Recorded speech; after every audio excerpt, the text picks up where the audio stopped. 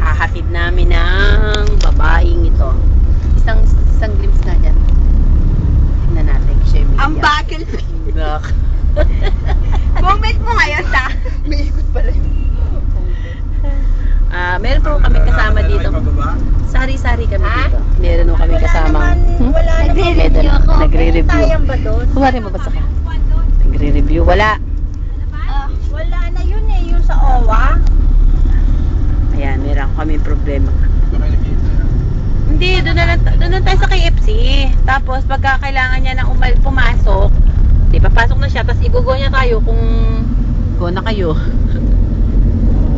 Di ba? Si Allen nga, sa masisisi at tagal dun eh. Saan? Sa taas. Di ba, Len? Ako lang mag-isa doon sa KFC. Sa labas sa kaupo. Saan kayo nakaupo?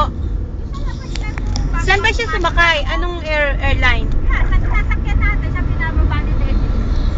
Si Kuya si Bro yun, si Bro. Oo nga. Hindi, iniisip ko sa pinababa natin, bye. Pagin natin si Leslie. Oh, doon sa KFC. Yan lang ang airport na napakadamot na ipasok yung mga tao. Sa KFC? Hindi, sa taas. Sa taas? Hindi ko kasi alam yun. Ikaw ba? Wala kayo. Ako. Dati kami ni Grace nakapasok doon sa ano. Di ba yun? Opo, di ba sabi wala na yun? Oo. Nandun pa. Saan yun, Len? Sa gitna, gilid, ano? Sa gilid. Dulo?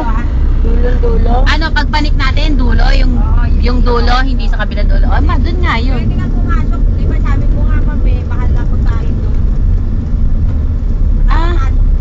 Restaurant yung sinasabi niya. Restaurant yun. Hindi may intayan din, diyawa. Paano may pagkain? Pwede ka daw kumain. Hindi sinabing restaurant yung ano. Red yun nga yung taga-taga natin. Lumuluha na po si